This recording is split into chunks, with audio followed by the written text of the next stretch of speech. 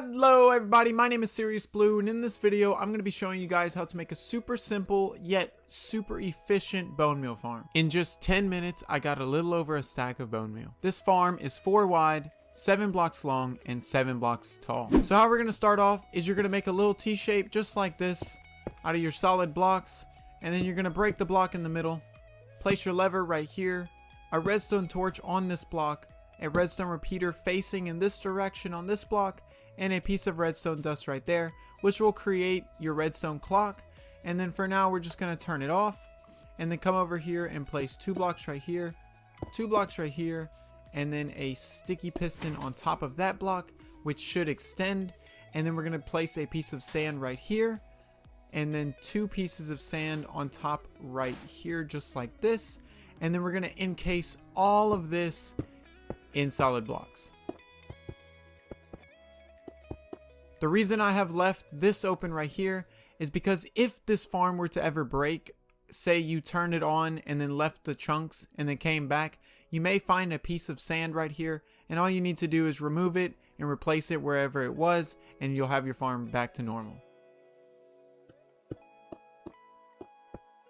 Now once you've done this, you can go ahead to the back and place a solid block right here, and then 2 bits of redstone right here and right here. And then from here we're going to be placing a solid block right here, a redstone torch right there on the side of the block, and it should turn off. And then we're going to jump up here, place another solid block on top, a redstone torch, hop up onto here, a solid block on top of this one, another redstone torch, and then we're going to be placing 3 solid blocks just like this, and then 2 bits of redstone right here, and then your piston right here. Now once you have all of this set up, we can head over to this side and place 4 blocks of glass running this way, and then we're going to have it go up 3. And we're going to repeat that to both sides, as well as placing 1 bit of glass on top of that piston. And now it should look something like this. And now we're going to come right here and place a solid block right here. Make a double chest off the side of that solid block.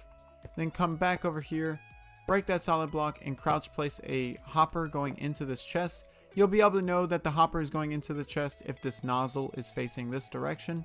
Now underneath the chest you can crouch place your hoppers facing downwards, and then we will place our composters underneath these 2 hoppers, another set of hoppers underneath these composters, and then we're going to be breaking these blocks right here and placing another double chest underneath. Then from here we can go up here and place a half slab right here on this block. And then we're going to be placing a trapdoor right here. Then a block of glass right here, followed by 2 glass panes right above the hopper. And then we can go ahead and place our water bucket inside of this half slab. And then the final step is to open this door and place 2 bits of kelp in there.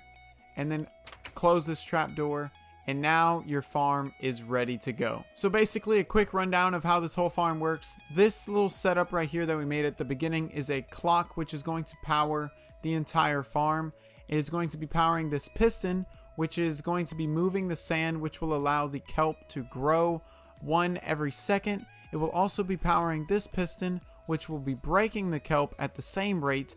And then we placed glass panes right here to allow the water to push the kelp into this hopper, which will then put it into this chest, which will then put it into these hoppers, putting it into these composters, and the composters will take the kelp and turn it into bone meal and put it down here. And so now all you need to do is come right here and flip this lever.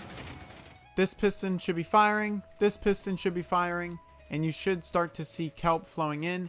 I've noticed that after my first push, I have kelp getting caught right here. And how I fix it is I just turn it off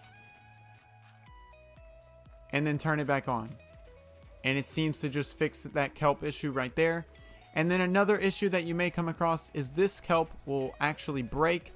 And so you can just eventually come up here, open this up, put that piece of kelp back, and then close this, and it should be running fine. I would also really not advise leaving this farm on if you were to leave or if you were to go many chunks away, because it will break. I really hope this helped you guys out. If it did, definitely press like and subscribe. And if you have any questions, leave them in the comments. Peace.